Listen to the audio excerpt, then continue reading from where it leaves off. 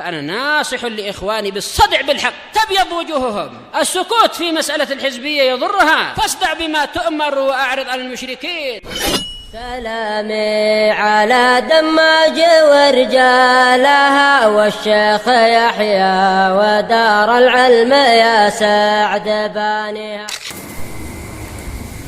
بسم الله الرحمن الرحيم. إن الحمد لله نحمده ونستعينه ونستغفره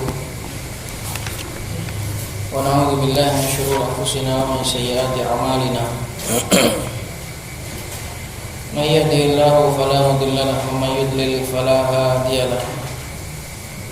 وأشهد أن لا إله إلا الله وحده لا شريك له وأشهد أن محمدا عبده ورسوله صلى الله عليه وعلى آله وسلم. أما بعد.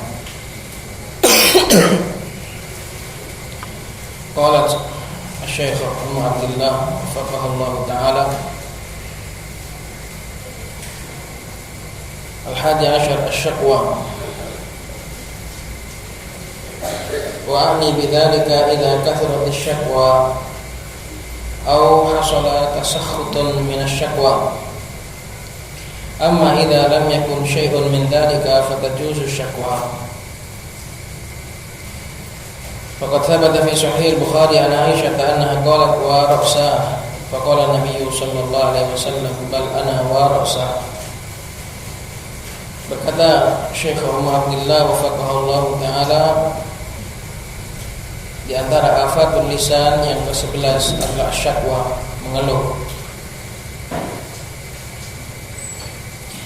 Wa ani bidzalika idza kathrati syakwa, dan yang aku maksud dengan mengeluh adalah apabila sering atau banyak terjadi keluhan. Jadi banyak mengeluh, sedikit-sedikit mengeluh. Ini menjadi cacat lisan karena menunjukkan kurangnya sabar.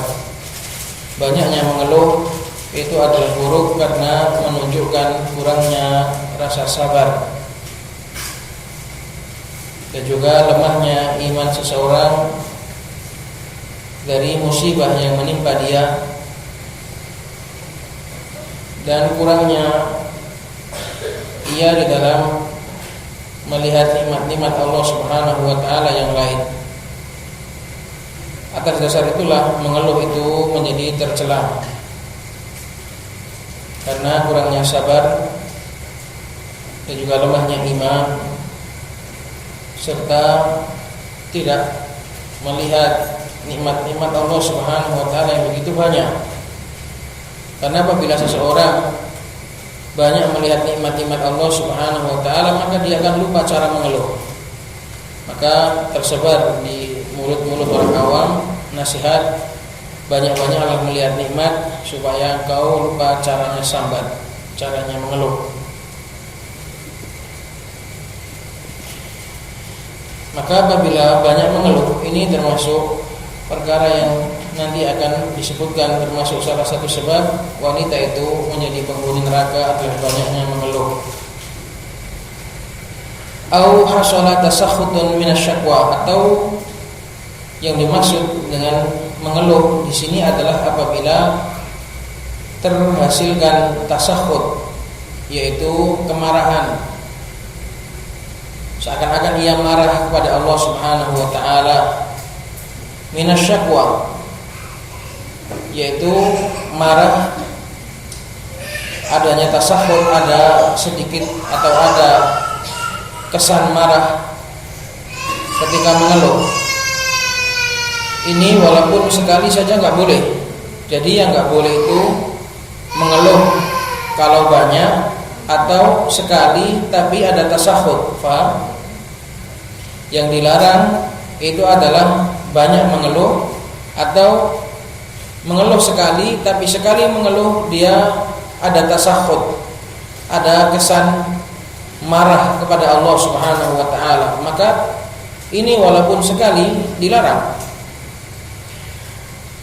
Amma idza lam yakun syai'un min dzalik, adapun kalau tidak ada satu pun dari yang disebutkan, tidak ada tasakhut, tidak ada kesan marah dan juga tidak banyak sekali-sekali, maka fatajuzu syakwa, maka boleh mengeluh itu kalau hanya sekali-sekali dan sifatnya itu bukan karena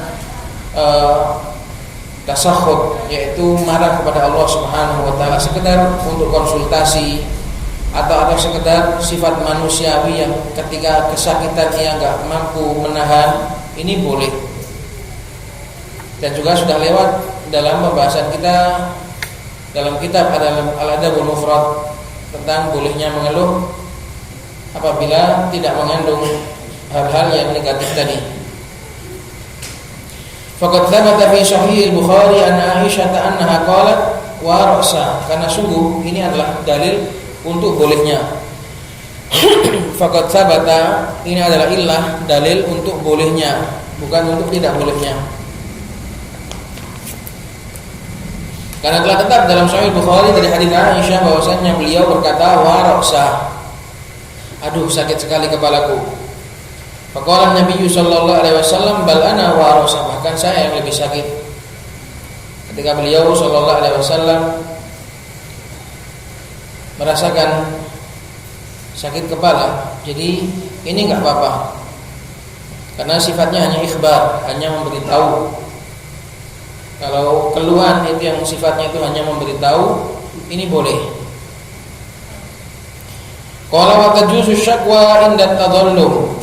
Demikian juga dibolehkan untuk mengeluh ketika seorang itu merasa didolimi. Inda tadallum ai maknanya merasa didolimi, atau ketika didolimi boleh dia mengeluhkan dan mengadukan. Yang enggak boleh itu mengeluhkan Allah Subhanahu wa taala. Takdir Allah kok gini, saya kok dikasih sakit, saya kasih gini, itu yang enggak boleh. Tapi kalau mengeluhkan kedoliman, tujuannya adalah untuk menepis kedoliman tersebut, itu boleh.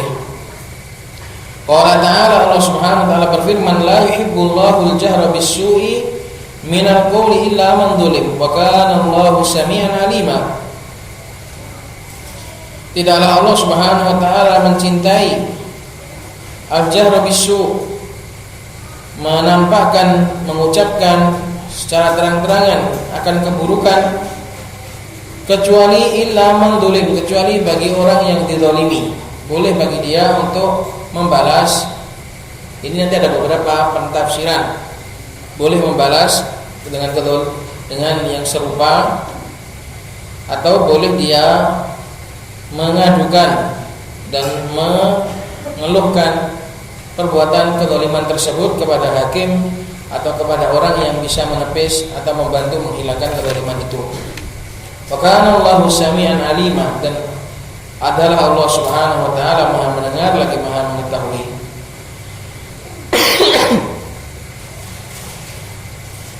Qala Syaukani fi Fathil Qadir al-Jalad al-Awwal safhah 531 wa ikhtalafa al-ulama fi kayfiyatil jahri bis-su' alladhi yajuzu liman dhulim.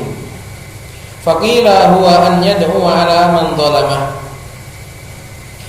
Berkata Syaukani rahimahullah ta'ala dalam Fathul Qadir, para ulama berselisih tentang bagaimana kaifiyah, tentang bagaimana bentuk al-jahr bis-su', mengucapkan keburukan yang dibolehkan bagi orang yang dizalimi dalam ayat tersebut. Faqila, maka ada yang mengatakan atau dikatakan makna al-jahr bis-su' adalah an yad'u ala man dhalamah, yaitu mendoakan buruk bagi terhadap orang yang menzaliminya. Da'a ala itu doa buruk, kalau da'a li doa baik. Da'a yad'u artinya berdoa, kalau setelahnya itu ala berarti doa buruk.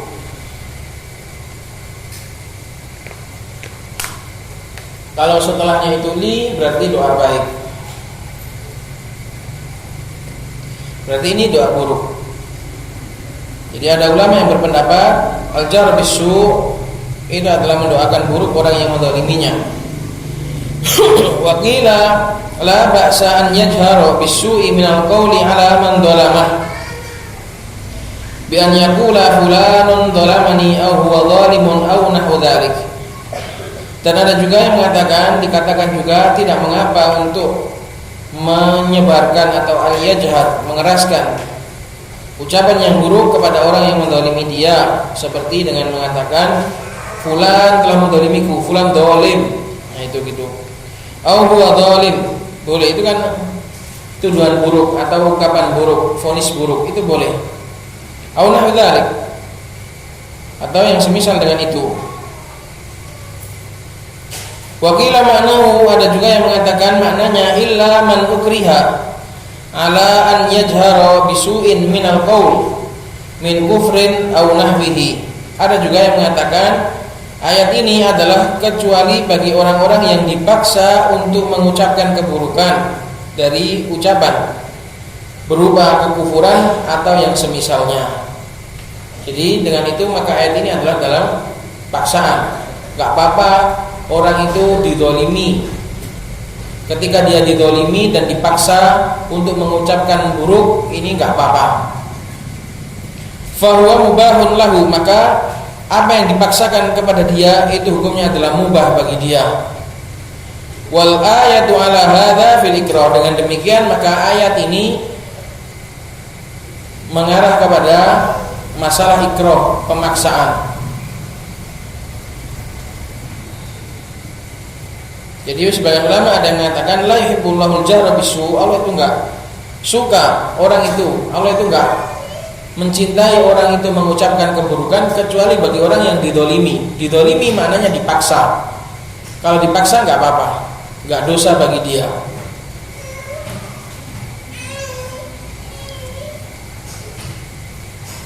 Dan ini adalah ya masuk juga, tapi ini jauh. Tentang masalah paksaan ada ayatnya sendiri. Tentang masalah paksaan ada ayatnya sendiri dalam surat An-Nahl. Man kafara billahi min ba'di imanihi illa man ukriha wa qalbuhu mutmainnun bil iman. Itu ayat paksaan. Adapun ayat ini adalah umum untuk seorang yang didolimi, baik didolimi dengan cara dipaksa atau didolimi dengan cara diganggu atau dicela. Ayat ini lebih umum daripada tentang masalah paksaan. Ini namanya mentafsirkan sesuatu dengan yang lebih khusus. Maka kaidahnya dalam ilmu tafsir, semua ini diambil, semua ini mencakup. Kenapa? Karena masuk dalam cakupan umum. Seperti kalau ada orang bilang, saya ingin mobil, kemudian ada yang mendatangkan Kijang, ada yang mendatangkan mobil L300, itu semuanya masuk, gak apa-apa. Demikian juga dengan ayat. Ketika ayat itu umum, kemudian kita mendatangkan tafsirannya dengan afrod, dengan sebagian yang dicakup oleh keumuman tadi, itu gak apa-apa. Maka namanya semua para ulama di sini mentafsirkan dengan salah satu cakupan dari keumuman ayat ini. Jadi perselisihan dalam ini termasuk ikhtilaf tanawwu. Perselisihan dalam tafsir seperti ini termasuk khilaf tanawwu, perselisihan yang sifatnya itu enggak apa-apa. Semuanya sama-sama benar karena semuanya sama-sama dicakup oleh kandungan ayat. Wa kadza qala Qutrub, demikian juga berkata Qutrub. Qutrub adalah Abu Ali Muhammad ibnul Mustanir, namanya Muhammad ibnul Mustanir, kunyahnya Abu Ali atau dikenal dengan Qutrub. Ini imam nahwu, biasanya dalam pembahasan nahwu Qutrub. Apa katanya Qutrub? Qala, berkata Qutrub, wa yajuzu an yakuna alal badal. Boleh ayat ini. Jadi sebelumnya Qutrub itu menyebutkan bahwasanya ayat ini adalah tentang paksaan. Kemudian Qutrub mengatakan boleh juga an yakuna alal badal. Maknanya man illa man zulim. An yakuna isimnya kembali, dhamir huwa kembali kepada man. Itu boleh di i'rab badal, illa man zulim. Di sini kan i'rabnya mustatsna. Kata Qutrub boleh juga di i'rab sebagai badal dari al-jahr. Badal dari al-jahr, maknanya dihilangkan al-jahrnya, kemudian Ka'annahu qala la yuhibbullahu illa man dzulim. Allah tidaklah mencintai kecuali orang yang dizalimi. Ai la yuhibbullahu la yuhibbud dzalima bal yuhibbul mazluma. Maknanya Allah tidak mencintai orang yang zalim, Allah hanya mencintai orang yang dizalimi. Ini terkait dengan pentafsiran ayat ini bermakna paksaan, dan sudah kita tegaskan bahwasanya ayatnya lebih umum daripada masalah paksaan. Jadi jangan bingung ya, pendapatnya Qutrub ini hanya memperpanjang tentang masalah paksaan, karena Qutrub juga berpendapat bahwasanya ayat ini tentang paksaan. Cuma yang dinukil oleh Ummu Abdillah di sini malah ucapannya yang setelahnya. Seharusnya yang dinukil itu adalah ucapan yang sebelumnya. Tapi ini karena menukil dari Syaukani, ini menukil dari Syaukani. Sama Syaukani diringkas. Kalau ucapan Qutrub aslinya itu wa kadza qala Qutrub illa man dulim yuridul mukrah li'annahu madlum fadzalika mawdu'un anhu wa in kafara. Itu aslinya ucapannya Qutrub. Tapi sama Syaukani di sini diringkas. Taibwa, intinya ayat la yuhibbullahu al-jahra bisu, Allah tidaklah mencintai orang itu mengucapkan secara terang-terangan dengan keburukan kecuali orang yang dizalimi. Boleh bagi dia untuk membalas. Itu salah satunya juga boleh bagi dia untuk mengadu dan mengeluhkan si zalim tadi kepada hakim atau kepada orang yang bisa menangani kasus tersebut.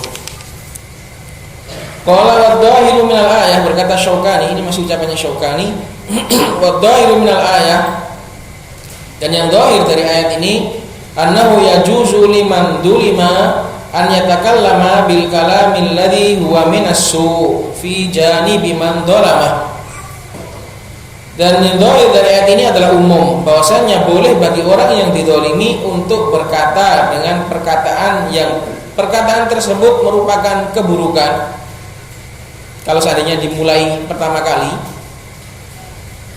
boleh untuk membalas. Balasan itu dengan buruk, seandainya diucapkan pertama kali itu adalah keburukan, boleh dipakai untuk membalas. Fi janibi man dhalamahu, terkait orang yang mendolimi dia, boleh. Tapi ini dulu sudah pernah kita lewati apa? Harus syaratnya harus apa? Harus semisal, nggak boleh melampaui batas, nggak boleh didolimi 1 balasnya 10, nggak boleh.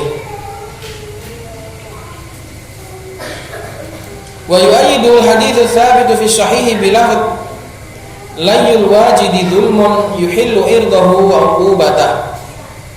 Pendapat ini dikuatkan oleh hadis yang tetap di dalam sahih, yang sudah sabit di dalam sahih dengan lafaz layul wajidi. Layu menunda-nunda, al wajidi orang yang mendapatkan kelonggaran. Jadi orang kalau berhutang dan dia sudah punya kelonggaran untuk membayar dan segera bayar, kalau dia itu menunda-nunda, maka itu termasuk kedzaliman. Layul wajidi dzulmun, menunda-nundanya orang yang sudah mendapatkan al-wajid, yang sudah mendapati kelonggaran, itu adalah bentuk kedzaliman.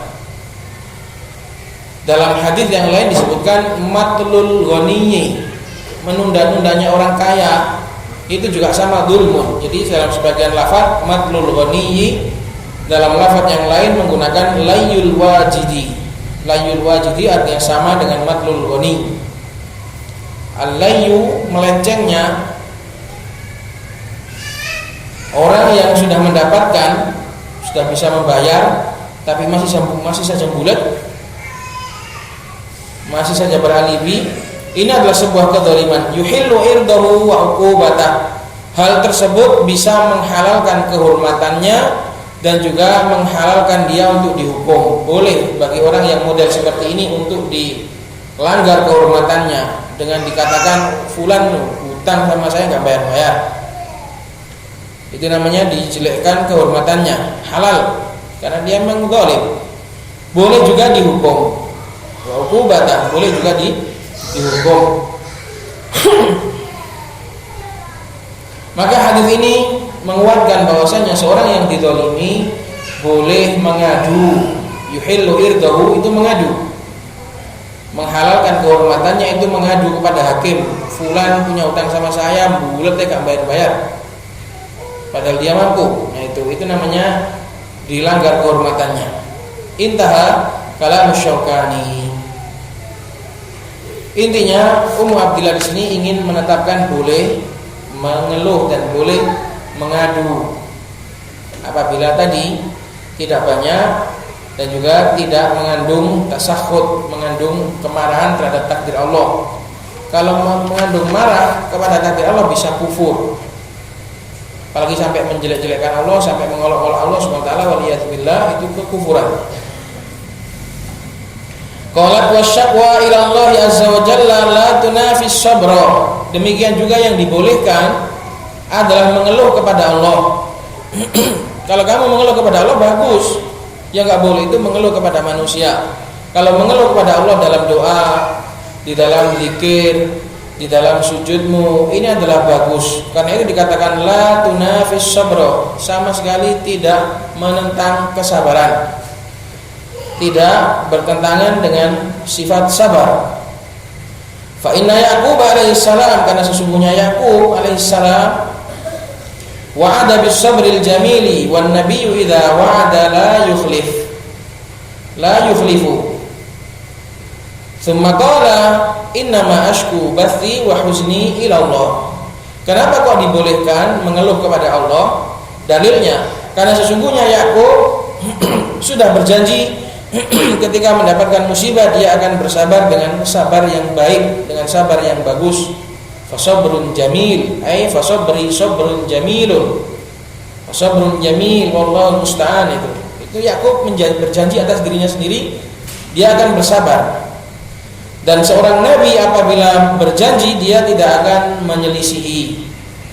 Kok ternyata kemudian dia mengatakan innama ashku, sesungguhnya hanya saja aku mengadukan bathi, kegelisahanku dan juga kesedihanku hanya kepada Allah Subhanahu wa taala. Lah, dari sini bisa diambil dalil bahwasannya syikayah, mengeluh kepada Allah Subhanahu wa taala itu tidak menghilangkan kesabaran. Karena Nabi Yakub berjanji akan sabar, tapi beliau juga mengeluh kepada Allah. Maka membuktikan bahwasannya mengeluh kepada Allah itu sama sekali tidak melanggar sabar.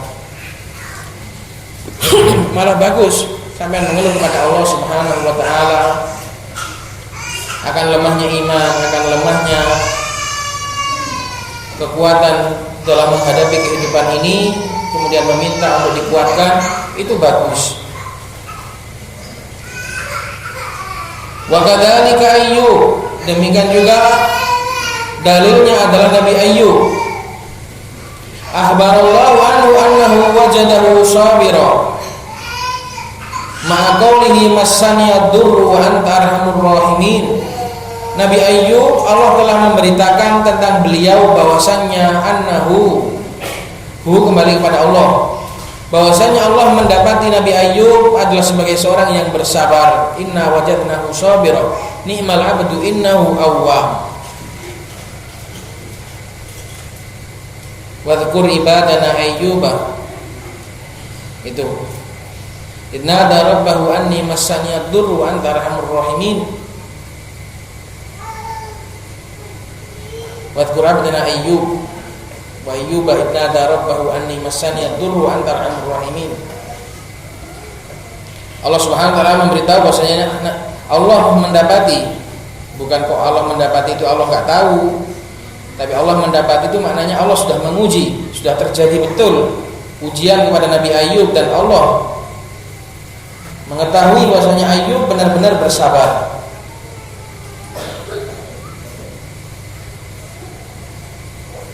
Bersama dengan ma'aqaulihi, kembali kepada Ayyub. Tadi kalau annahu wajadahu, annahu kembali kepada Allah, wajadahu kembali kepada Ayyub, ma'aqaulihi kembali kepada Ayyub. Bersama dengan ucapannya Nabi Ayyub, beliau mengatakan kepada Allah, anni massani ad-dur, ya Allah, aku ini ditimpa dengan mara bahaya, ditimpa dengan sakit yang panjang. Wa anta arhamur rahimin, sedangkan engkau adalah maha paling penyayangnya penyayang, paling penyayangnya para penyayang, maha penyayang. Ini Nabi Ayub mengadukan rasa sakit beliau kepada Allah. Ini bagus, tidak mengeluhkan dan tidak mengadukan kepada manusia. Wa innama yunafis sabra syakwallahi la syakwa ilallahi. Hanya saja yang bisa menafikan kesabaran itu adalah mengeluhkan Allah, bukan mengeluh kepada Allah. Nah, ini kalau mengeluhkan Allah, ini yang meniadakan kesabaran. Wa innama yunafis sabra syakwallahi la syakwa ilallah. Yang menafikan kesabaran adalah mengeluhkan Allah. Syakwallah idzafatul masdar ilal maf'ul. La syakwa ilallah, bukan mengeluh kepada Allah. Kama ra'a ba'duhum rajulan yashku ila akhar faqatan wa dururatan. Sebagaimana ada sebagian ulama yang melihat seseorang mengeluhkan kepada orang lain kawannya tentang faqah, tentang kemiskinannya, wa daruratan, dan tentang kesulitannya. Sebagaimana ada sebagian ulama melihat seorang mengeluh kepada kawannya tentang kemiskinan dan tentang kesulitan. Faqala, maka qala domirnya huwa kembali kepada ba'duhum, kepada ba'd, bukan kembali kepada rajul. Maka orang tadi, ulama tadi menegur, ya hadza, hei orang ini, hei mas. Ya hadza, kalau orang Arab itu, kalau kita kan mas. Kalau orang Arab ya hadza, hei orang ini, karena enggak tahu namanya. Ya hadza, atasku man yarhamuka ila man la yarhamu. Apakah kamu mengeluhkan zat yang menyayangimu kepada orang yang enggak menyayangimu? Jadi kalau kita itu mengeluh kepada orang, mengeluh tentang takdir Allah, ini lo kebalik. Allah itu kan sangat penyayang kepada kamu. Lah manusia kan enggak semuanya penyayang kepada kamu. Lah kamu ini kebalik, kamu ini malah mengeluhkan dan mengadukan zat yang maha penyayang kepada orang yang enggak penyayang. Nah kebalik sih. Gitu loh. Jadi teguran yang sangat menohok. Kamu ini kok bisa mengadukan zat yang paling menyayangimu kepada orang yang enggak menyayangimu? Ya kebalik. Tsumma ansada, kemudian dia bersenandung membacakan puisi, wa idza taratska baliyatun fasbir laha sabrul karimi fa innahu bika a'lamu wa idza syakauta ila bani adam innama tashkur rahima ila alladzi la yarhamu. Wa idza taratska, apabila engkau ditimpa baliyatun, sebuah musibah, fasbirlaha, bersabarlah untuk musibah tersebut, sabrul karimi, dengan kesabaran seorang yang mulia, fa innahu, karena sesungguhnya Allah, bika a'lamu, tentang kamu itu lebih tahu. Allah mengujimu, Allah memberimu kemiskinan, Allah memberimu ujian seperti itu, Allah itu lebih tahu. Wa idza syakauta, dan apabila engkau mengeluh ila bani Adam, kepada bani Adam, mengeluhkan Allah kepada ibnu Adam, innama, sesungguhnya semua itu hanyalah tashkur rahima, engkau mengeluhkan yang maha penyayang kepada orang yang tidak menyayang, kepada orang yang tidak menyayangimu. Maka kebalik. Dan Al-Imam Ibnul Qayyim memiliki perincian tentang mengeluh. Ada mengeluhkan Allah kepada manusia, ada mengeluhkan manusia kepada Allah, dan ada yang mengeluh tentang takdir Allah kepada Allah. Tadi kok lupa enggak tak nukilkan tadi. Di kitab beliau Al-Fawaid ada rincian tentang mengeluh ini. Yang jelas mengeluhkan Allah itu enggak boleh. Maka hati-hati ya ikhwah, sampean sambat sampean mengeluh tentang keadaan kemiskinan, tentang rasa sakit, itu hati-hati, jangan sampai kita itu mengeluhkan Allah. Mengeluhlah kepada Allah, jangan mengeluhkan Allah. Intaha min Madarijus Salikin, selesai dari kitab beliau Madarijus Salikin. Qalat Ummu Abdillah qultu Wa min al-asbab allati sayyaratin nisaa aktsaru ahli an-nar kathratus syakati. Dan di antara sebab-sebab yang menjadikan wanita itu menjadi kebanyakan penghuni neraka adalah banyaknya mengeluh. Kathratus syakati. Syaka dan syakwa sama. Banyaknya mengeluh. Nah, ini seharusnya kita harus di pertama. Itu termasuk afatul lisan, banyaknya mengeluh. Larangannya dulu, baru setelah itu dibolehkan. Tapi di sini enggak disebutkan yang boleh dulu, baru disebutkan yang enggak boleh. Qala al-Imam Muslim rahimahullahu taala mujallad tsani safhah 603. Haddatsana Muhammad ibn Abdullah ibn Numair qala haddatsana Abi qala haddatsana Abdul Malik ibn Abi Sulaiman an Ata'in an Jabir ibn Abdullah annahu qala Al-Imam Muslim meriwayatkan dari sahabat Jabir bin Abdullah, beliau bertutur syahidtu ma'a Rasulillah sallallahu alaihi wasallam as-salata yaumal id. Aku menghadiri bersama Rasulullah sallallahu alaihi wasallam suatu salat pada hari Id, yaitu salat Id. Fa bada'a bis salati qabla al-khutbah. Beliau memulai salat dulu baru khutbah. Itu sunahnya salat Id. Bi ghairi adzan wala iqamah, tanpa ada adzan, tidak pula ada iqamah. Tsumma qama mutawakkian ala Bilal. Kemudian Nabi sallallahu alaihi wasallam setelah salat beliau berdiri bersandar kepada Bilal, mutawakkian, bersandar kepada Bilal. Fa amara bi taqwallahi wa hatha ala ta'atihi wa wa'adhan nasa wa dzakkarahum. Maka Rasulullah sallallahu alaihi wasallam memerintahkan takwa dan juga menganjurkan untuk taat kepada Allah dan memberikan wejangan kepada manusia serta memperingatkan mereka. Tsumma mara, kemudian Rasulullah SAW berlalu hatta tan-nisaa, sampai beliau mendatangi para wanita, menunjukkan wanita itu butuh untuk dikasih wejangan khusus. Fa wa'adahunna wa dzakkarahunna, maka Nabi kembali mengulang, memberikan wejangan khusus kepada mereka dan memperingatkan mereka. Faqala tasaddaqna, bersedekahlah wahai para wanita, fa inna aktsarakunna hatabu jahannam, karena sesungguhnya kebanyakan kalian adalah kayu bakarnya jahanam. Nah, ini kalau kita ingat istri kita, anak-anak kita, apa enggak takut? Ibu kita. Faqamat imra'atun min sitatin nisa, bacanya sitah. Maka berdirilah seorang wanita dari tengah-tengah wanita. Ini kata Syekh Ibnu Utsaimin, dari tengah-tengah duduknya. Jadi tiba-tiba datang wanita berdiri di tengah-tengah wanita. Tapi nanti ditafsirkan di sini bukan tengah-tengah masalah duduknya, tapi tengah-tengah hasaban wa nasaban.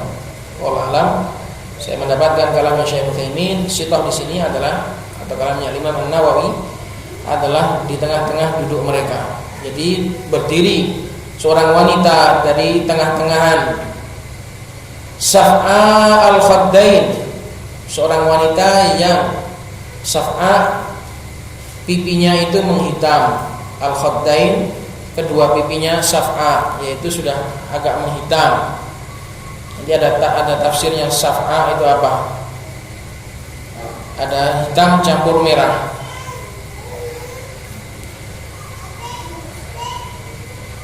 Nah, ini sebagian ulama berdalil dengan hadis ini bahwasanya cadar itu tidak wajib bagi wanita, karena di sini Jabir bin Abdullah melihat langsung wajah wanita tersebut, katanya pipinya menghitam.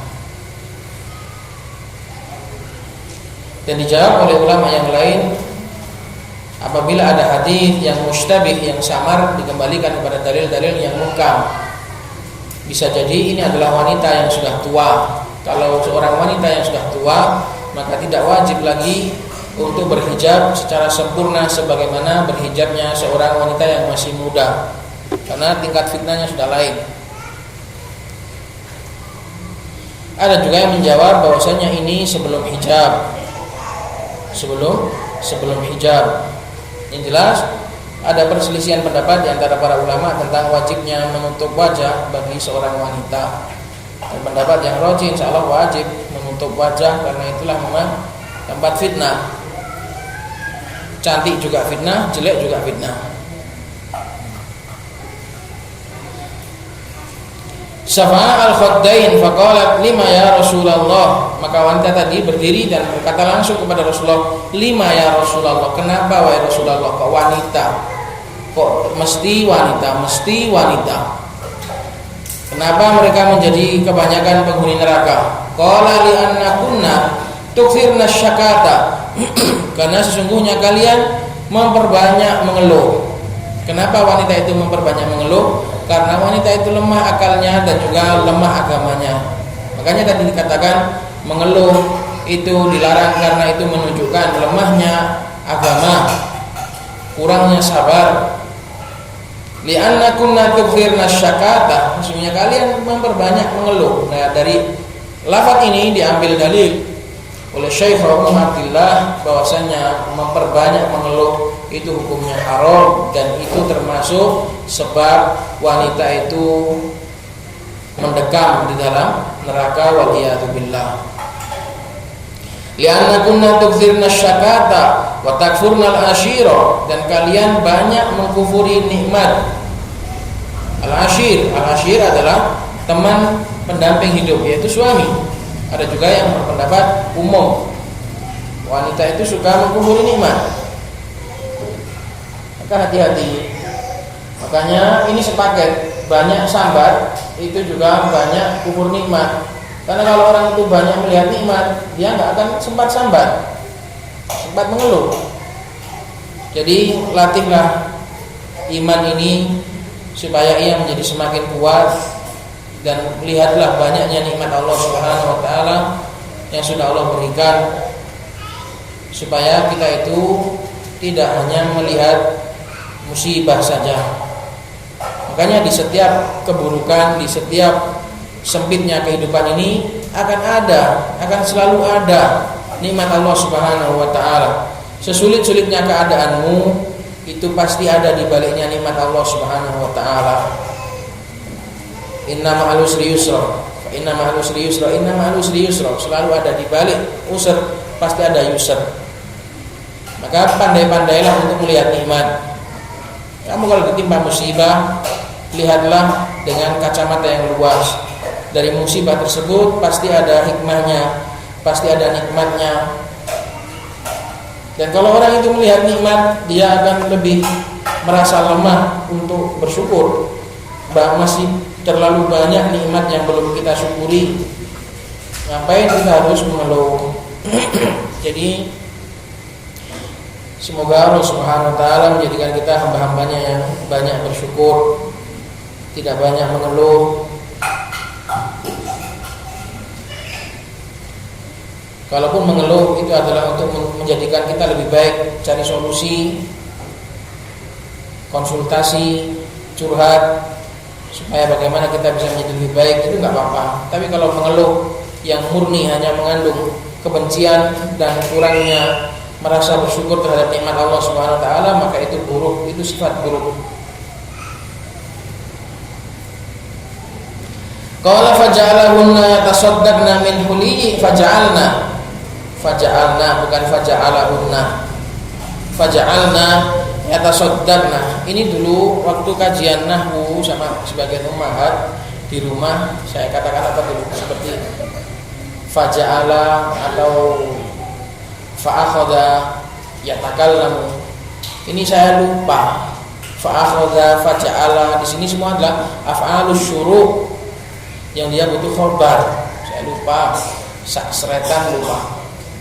Jadi ini sebagai alat bagi ummahat yang belajar di rumah biasanya malam itu waktu tanya fa'akhadha yatakallamu, itu saya lupa, itu ternyata fa'akhadha itu adalah fa'alus syuru' yang butuh pada khobar. Maka di sini faja'alna yatasaddaqna adalah jumlah khobariyah dari faja'alna, dari dari fa'il.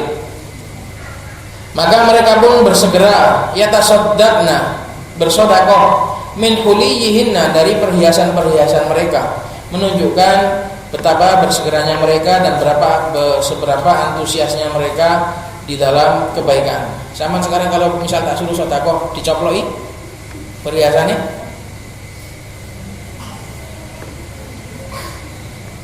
belum tentu.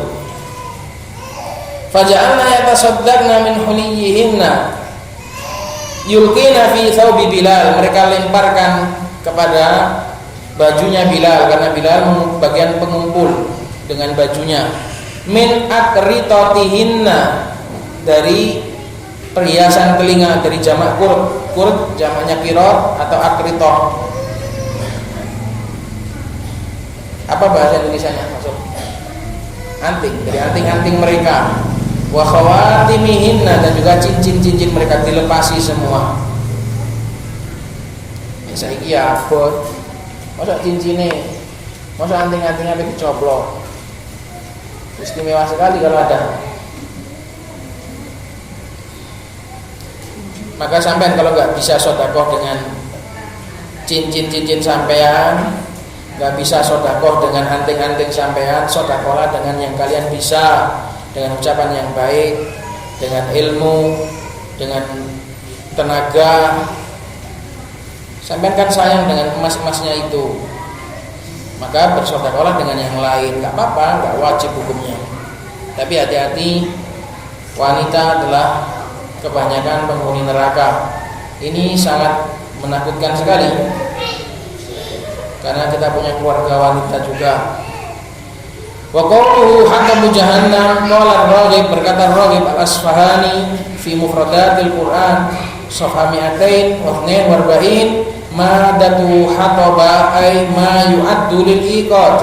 Hatabu kayu bakar, kata Ar-Raghib al-Asfahani dalam madatu hataba, yaitu dalam bagian ha to ba, ay ma yu'addu lil iqad, yaitu apa-apa yang disiapkan untuk membakar.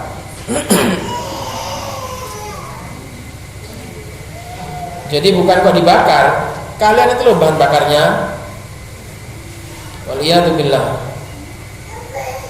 Wa qaluhu sitatin nisa ay min awsatihinna hasaban wa nasaban. Dari tengah-tengah wanita maknanya adalah dari yang paling tengahnya mereka. Sitoh wasat, sitoh bermakna wasat, tengah-tengahnya wanita. Dari yang paling tengahnya mereka, baik secara hasab, secara harta maupun secara nasab. Bukan yang miskin kali, bukan yang kaya kali, bukan yang keluarga rendahan, bukan pula keluarga yang terhormat, ya tengah-tengah. Tapi wallahu alam nampaknya tafsirnya yang paling benar adalah tengah-tengah duduknya, berdiri di tengah-tengah wanita yang lain gitu loh. Wallahu alam. Ini perbedaan pendapat di kalangan para ulama. Karena Jabir ngapain menceritakan wanita nasabnya tengah-tengah dan juga hartanya tengah-tengah. Wallahu a'lam. Kama fi nihayah, sebagaimana dalam nihayah Ibnu al-Athir al-Mujallad ats-tsani safhah 366. Qala was-suf'atu naw'un minas sawadi laisa bil kathir. Suf'ah yang ada di pipi wanita tersebut adalah sejenis dari warna hitam yang tidak seberapa hitam. Wakilah ada juga yang mengatakan huwa sawadun ma'alaunin akhar. Dia adalah warna hitam yang tercampur dengan warna yang lain, yaitu warna merah. Gak mungkin ungu. Kama fi nihayati aidan, sebagaimana dalam nihayah juga. Qala wa tashaqqi la yakunu likullin nas. Baik, kalaupun boleh mengeluh itu tidak untuk semua orang. Tidak, maksudnya likullin nas ini teman curhatnya gitu, bukan pencurhatnya. Ini bahas tentang, kalau tadi kan bahas tentang asyaki yang mengeluh. Ini bahas tentang sekarang yang dikeluhi gitu loh. Wa tashaqqi la yakunu likullin nas. Jangan mengeluh kepada semua orang, kepada sembarang orang. Tidak semua orang pantas kamu keluhi. Wa inna ma yakunu idza kana hunaka lahu faidah. Hanya saja yang pantas itu ketika ada faedah, ketika ada manfaat, katadallum indal qadi. Seperti kamu didolimi kemudian kamu mengeluh kepada seorang hakim, atau kamu curhat kepada seorang guru atau seorang yang bisa menyelesaikan masalahmu. Jangan semua orang kamu curhati. Jangan menjadikan semua orang sebagai teman curhat. Salah curhat bahaya. Itu ikhwan tentang bahayanya mengeluh. Kenapa mengeluh tadi itu kok dilarang? Karena menunjukkan kurangnya sabar, dan juga itu adalah lemahnya iman, dan juga kurangnya bersyukur atas nikmat-nikmat Allah Subhanahu wa taala. Dan ini banyak sekali, apalagi wanita yang notabene adalah orang-orang yang lemah akalnya, sedikit-sedikit mengeluh. Sedikit-sedikit mengeluh, apalagi mengeluhkan suaminya, mengeluhkan mertuanya, mengeluhkan anaknya kepada kawannya yang lain. Ini akhirnya nggak dapat solusi, malah dapat api yang membara, biasanya dibakar, malah dikompori. Maka hati-hati dari banyak mengeluh, dan semoga Allah Subhanahu wa taala memberikan taufik kepada kita untuk mengamalkan ilmu yang sudah kita pelajari. Subhanakallahumma wa bihamdik, asyhadu an la ilaha illa anta, astaghfiruka wa atubu ilaik.